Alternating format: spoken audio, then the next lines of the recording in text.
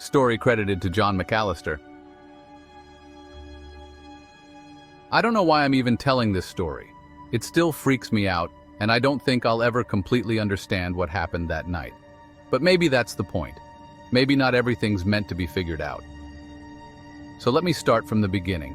My name's Josh, and I've been working the graveyard shift at Maggie's Diner for a while now. It's one of those places that seem to exist only because they always have, kind of frozen in time. You know the type, right? Off a highway exit, neon lights flickering on and off, trying their hardest to stay lit. It's one of those stops where truckers and insomniacs find themselves in the dead of night, looking for cheap coffee or a greasy meal. It's not exactly the busiest job, but that's why I liked it. I've never been a fan of crowds or noise. Working nights at Maggie's meant mostly silence, a couple of regulars, and hours to kill. Carla, the cook, she was always around too. Late 50s, rough around the edges, but good-hearted once you got past the crusty exterior. We didn't really chat much unless there was someone in the diner. It was kind of an unspoken agreement between us. Keep your head down, do your job, and get out. That Tuesday night, things were slow, slower than usual even. I remember checking the clock around 1:45 a.m. The minute hand barely moved as I sat at the counter, flipping through some old magazine someone left behind. I just poured myself a cup of coffee to stay awake when the bell over the door rang. I looked up, half expecting to see a trucker come in, but it wasn't. A guy, mid-30s maybe, walked in. He had one of those faces you could forget the second you looked away. Brown hair peeking out from under a black hoodie, worn jeans, hands stuffed in his pockets. He kept his head low, like he didn't want anyone noticing him, which was odd because it was just him and me in the whole place. "Hey man, sit anywhere," I called out, trying to sound friendly. It's weird, but the first thing I felt was tension. Not like I was scared of him, just like he carried this strange energy into the diner with him, like the air got thicker when he walked in. He nodded without a word and headed for the booth closest to the door, sat with his back against the wall. Okay, I thought. Some people are just weird. No big deal. I grabbed a menu, walked it over to him, keeping it casual. "Can I get you something to drink? Coffee? Water?" "Coffee," he mumbled, not looking at me. His eyes stayed glued to the window, scanning the empty parking lot like he was waiting for someone. It wasn't cold inside, but I noticed his hands shaking when he reached for the menu, though he didn't open it. "Coming right up," I said, trying not to sound too awkward. I went back to the counter, poured him a cup, and brought it over.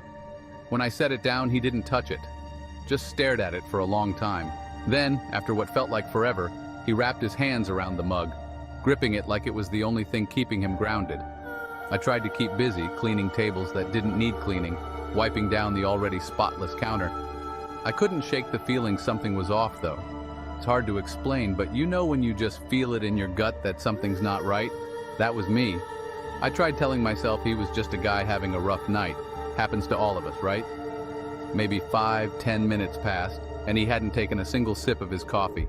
That's when the bell rang again. Two guys walked in, maybe late 20s. One of them was tall, built like a linebacker, the other shorter but solid, like a guy who could hold his own in a fight. They didn't even glance my way as they entered, just locked eyes on the guy in the hoodie. And the second they did, the air in the room changed. I don't know how to describe it, but it was like static electricity. The taller one, his face tight with anger, looked straight at the guy in the booth. "You weren't supposed to be here, Jerry." "Jerry, so that's his name." He didn't respond, just kept his eyes on the table, his fingers tapping nervously against the edge of the coffee cup. My pulse started to pick up. I could tell this wasn't just a casual meetup. There was history between these guys, and I was suddenly right in the middle of it. The taller guy stepped closer to the booth. "You're coming with us. Let's go." Jerry finally looked up, and I'll never forget the look in his eyes. Pure panic. He shook his head, almost violently, like he was trying to deny reality itself. "No, I can't. They'll find me if I leave. You don't understand, that made me stop." "They'll find me?" I had no idea what he was talking about, but the fear in his voice was real. This wasn't some act.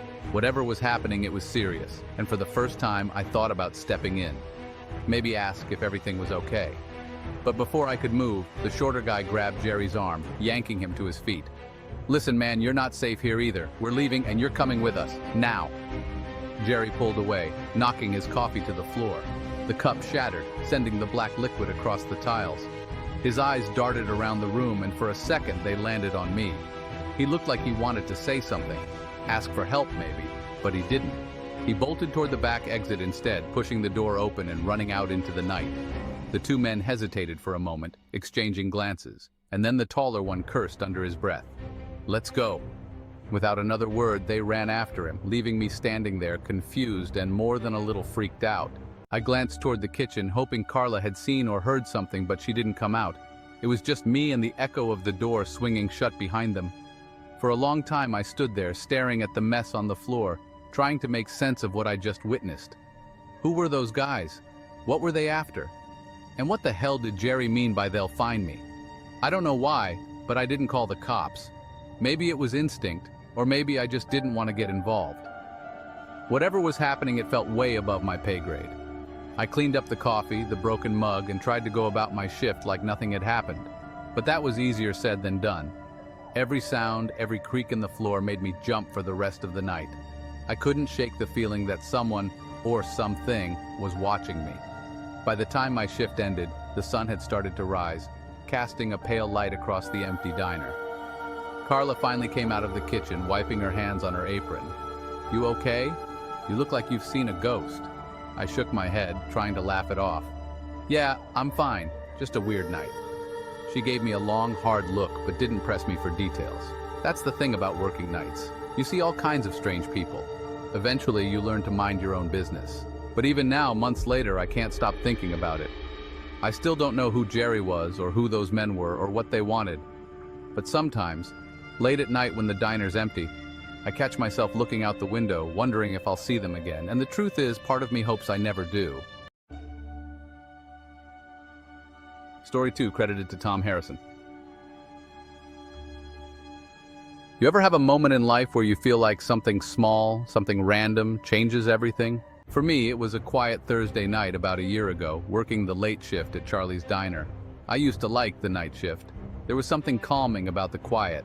Hardly any customers came in after midnight. It was mostly truckers on long hauls, the occasional drunk looking for a greasy plate of eggs. But most nights it was just me and the cook, Carla. It was easy money. I'd get to read, mess around on my phone. Nothing ever happened. Until it did. It was around 1:30 a.m. I remember that because I had just glanced at the clock, bored out of my mind, when the bell over the door jingled. The sound startled me. It was so quiet in there you could hear the buzz from the fluorescent lights. A man walked in, and right away I knew something was off. He had this look in his eyes, like he was lost or scared, or maybe both. He was wearing a beat-up leather jacket, jeans with holes in the knees, and his boots were caked in dried mud. Truckers usually looked worn out, but this guy? He looked like he'd been running from something. He slumped into a booth in the far corner, right next to the window, and sat facing the door. Didn't even take his jacket off. I walked over, trying not to make it weird. "Hey, what can I get you?" "Coffee," he muttered, barely looking up. His voice was shaky, like he'd been freezing or something. "Sure thing," I said, pouring him a cup. I wasn't trying to pry, but something about him, man, I couldn't shake it. He wasn't acting right. He kept glancing at the door like he was expecting someone to come in after him. Every time the wind howled outside, he'd flinch, his shoulders jerking like he'd just been punched. I went back to my spot behind the counter, trying to figure out what his deal was. Maybe he was just having a bad night. Maybe I was reading too much into it. But you know that gut feeling you get when something isn't right? Yeah, that was me right then. I heard Carla clattering around in the kitchen behind me. Normally, she'd come out for a smoke break about now. But tonight she was taking her time. I almost called out to her, but I didn't want to seem paranoid. Still, it was unsettling, the way this guy kept fidgeting, his eyes darting around the room. Then, not 5 minutes later, the doorbell jingled again. 2 men walked in this time, and instantly the atmosphere in the diner changed. These guys were different. One tall, built like a linebacker with a shaved head, and the other shorter, scruffy, like he'd been living out of his car. They didn't look around, didn't even glance at me. They walked straight to the back, to the guy in the booth. I remember the way he reacted when he saw them. His face went pale, and his hand gripped the edge of the table like it was the only thing keeping him from running. The tall guy leaned over the table, his voice low but forceful. "You think you can just disappear, Danny?" Danny. That was his name, I guessed. Though he didn't look like a Danny to me. More like a guy who'd been through hell and back. Danny didn't answer. His hand shook as he picked up his coffee, trying to act calm, but his eyes were wide, terrified. The shorter guy slid into the booth across from him, smirking. "You've been busy, haven't you?" I don't want any trouble," Danny stammered. Look, I can get the money. I just need more time." The tall guy slammed his hand on the table, making the cups rattle. "We're done giving you time." At that moment, I realized I wasn't dealing with some random customer dispute. These guys were dangerous. And Danny, he was in deep. Now I know what you're thinking. Why didn't I call the cops? Why didn't I do something? But in that moment, standing behind the counter, I was frozen. It was like a bad movie playing out in real time, and I was just an extra. I didn't know these guys, didn't know what Danny had done, and I sure as hell didn't want to end up in the middle of whatever this was. Danny fumbled in his jacket, pulling out an envelope. He slid it across the table. The tall guy snatched it up, opened it, and glanced inside. "This isn't enough," he said, his voice dripping with menace. "You think we're stupid?" I can get the rest," Danny pleaded. "Just give me a few more days." The shorter guy leaned forward, grinning like he was enjoying this. "Daze? You've had months, Danny. You're out of time." That's when I realized this wasn't just a shakedown. These guys weren't here to collect a debt. They were here to send a message. And Danny knew it too. He stood up, slowly, like any sudden movement might set them off. Okay, I'll go with you. We can work this out, right? Just, let's go outside, talk this over." The tall guy stood, towering over him. "You don't get it, do you? There's no talking anymore." They started walking toward the door with Danny between them. He looked over his shoulder at me just for a second, and I swear to God, I'll never forget the look on his face. It was this mix of fear and regret, like he knew what was about to happen, and he knew there was no way out. The bell jingled as they left, and just like that, the diner was empty again. The whole thing had lasted maybe 5 minutes, but it felt like hours. I stood there, staring at the door, wondering what the hell I was supposed to do now. Should I call the cops? But what was I gonna say? That some guy named Danny was taken by 2 men in the middle of the night? They'd probably shrug it off, say it was a personal matter, nothing to worry about.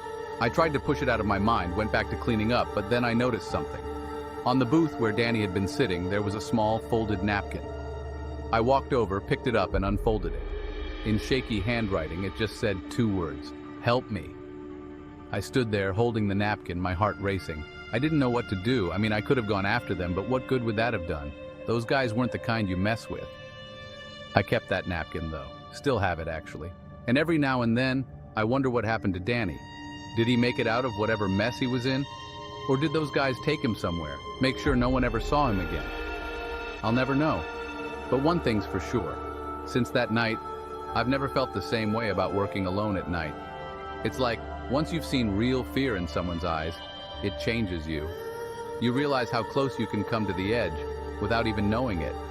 And every time I hear that doorbell jingle, I wonder, who's walking in next? Story 3 credited to David Johnson. It was just supposed to be another night at the Willowbrook Diner. I'd been working there for 6 months, covering the night shift because it paid a little extra. Plus, it was quiet. No one really came into a diner off Route 29 after midnight unless they were lost or had nowhere else to be. That night started like any other. The fluorescent lights buzzing overhead, the clinking sound of the coffee pot, and the low hum of the radio in the background. It was just me, Jessica, who was working the grill in the back, and Tom, our regular. Tom's an older guy, around 60, who always comes in around 10:30, orders black coffee, and reads the newspaper like it's still 1995. He never says much, just nods and grumbles. But hey, that's Tom. The clock ticked past midnight. I was leaning against the counter, flipping through my phone, trying to stay awake when the door opened. The bell jingled, a sound that should be comforting by now, but for some reason it sent a shiver down my spine. I don't know why. Maybe it was because I hadn't heard it in over an hour. The guy who walked in, he didn't look right. Something was off. He was tall, probably mid-40s, with greasy black hair tucked under a baseball cap. His jacket looked a little too big on him, like it wasn't his. The kind of jacket you'd see hanging in a thrift store, the kind someone else wore for years before tossing it aside. He glanced around the diner, his eyes scanning the empty booths like he was trying to figure out if he was safe. His gaze lingered a little too long on Tom before he shuffled over to the farthest booth in the corner, the one right under the flickering neon open 24 hours sign. I remember thinking, why'd he sit there? That booth was always cold from the drafty window and the light flickered every couple of minutes, but I didn't ask. I just grabbed the menu and walked over. "What can I get you?" I asked, trying to sound casual. "Just coffee," he mumbled, barely making eye contact. His voice was low, almost hoarse. I nodded and turned back to the counter. I could feel him watching me as I poured the coffee, and not in the way most customers do. His eyes were heavy, like they carried something dark. I glanced over at Tom, but he was oblivious, lost in his crossword puzzle like always. I brought the guy his coffee and left the pot at his table. Standard practice on slow nights. As I walked back behind the counter, I could see him out of the corner of my eye, just sitting there, staring down at the table like he was trying to disappear into the linoleum. Minutes passed, maybe 20 or 30. I kept trying to shake off the unease creeping up my neck, telling myself I was overreacting. It was just another lonely guy stopping in late, nothing to worry about. But then, the phone rang. Now, the phone in the diner almost never rings at night. When it does, it's usually some wrong number, someone calling for directions or the occasional prank. But this call, it was weird from the start. "Willowbrook Diner," I answered. There was silence on the other end. No breathing, no background noise, just static, faint and distant. I was about to hang up when I heard a voice, barely above a whisper. "Is he there?" I froze. My eyes instinctively darted to the guy in the corner booth, still hunched over his coffee. "Who is this?" I asked, my voice suddenly shaky. The line went dead, just like that. I stared at the receiver for a moment, then hung up, my heart pounding in my chest. Something wasn't right. That call, it felt wrong. I could feel my hands trembling as I picked up a rag to busy myself with wiping down the counter, trying to push away the growing sense of dread. The door jingled again. This time, 2 men walked in. Both of them were wearing dark jackets, the kind you see on bouncers outside a nightclub. They didn't say a word, just walked in, scanned the room, and zeroed in on the guy in the corner booth. I didn't like this, not one bit. I watched as they approached his table. The guy in the booth stiffened, his grip tightening on the mug. He looked like he wanted to get up and leave, but he didn't. He just sat there, frozen, like a deer caught in headlights. "You owe us," the shorter man said, his voice low but sharp. The guy in the booth didn't respond at first. He just stared into his coffee like he was hoping it would swallow him whole. Then, in barely a whisper, he said, "I told you I'm working on it." The taller man leaned in, his voice dangerously calm. "You don't get to work on it. You had your chance." The tension in the room was suffocating. My hands felt slick with sweat as I gripped the rag tighter, trying to look busy, but I couldn't tear my eyes away from the scene unfolding. The guy in the booth finally looked up at them, and I could see the fear in his eyes. Real fear, like he knew what was coming next. He glanced at me just for a second, and that's when I realized something. He wasn't expecting to walk out of here. The shorter man reached into his jacket, and I felt my stomach drop. I knew I should do something. Call the cops, scream, anything. But I couldn't move. I was frozen in place, heart hammering in my chest, watching this nightmare unfold like it wasn't real. The door to the kitchen swung open, and Jessica walked out, oblivious to what was happening. She looked at the scene, her face scrunching in confusion. "Hey, everything okay out here?" she asked, her voice cutting through the silence. For a split second, everyone froze. The tension snapped, and the guy in the booth took his chance. He shoved his coffee cup toward the shorter man and bolted for the door. The cup shattered on the floor, hot coffee spilling everywhere. The 2 men lunged after him, but the guy was faster than I expected. He burst through the door, disappearing into the night. The 2 men cursed and chased after him, leaving the diner empty and quiet except for the sound of the bell still jingling from the door. I stood there, my heart racing, my mind spinning. Jessica looked at me, her eyes wide with shock. "What the hell was that about?" she asked, her voice barely above a whisper. I didn't have an answer. I just stood there staring at the door, waiting for something, anything to happen. But the night went quiet again, too quiet. For the rest of the shift, I kept looking over my shoulder, expecting those 2 guys to come back, but they didn't. Neither did the guy from the booth. And just like that, it was over. But something changed in me after that night. Now, every time the bell over the door chimes, I feel that same cold shiver run down my spine. I'll never forget the look in that guy's eyes, the way he knew what was coming but couldn't stop it. Sometimes I wonder if he ever got away, if he managed to outrun whatever trouble was chasing him. But deep down, I know the truth. People like that, they don't just disappear. They don't just escape, they get found.